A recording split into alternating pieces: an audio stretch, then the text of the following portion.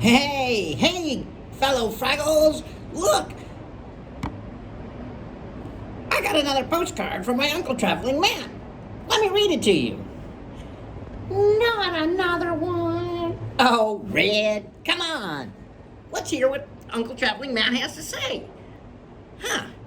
He's talking about something the silly creatures call a birthday. Oh, sounds boring. What? We don't know. Those silly creatures do all sorts of silly things. He says there's a fan, a Fraggle fan, who's having a birthday today. A fan of Fraggles? What is that? I'm not really sure. I didn't know we had fans.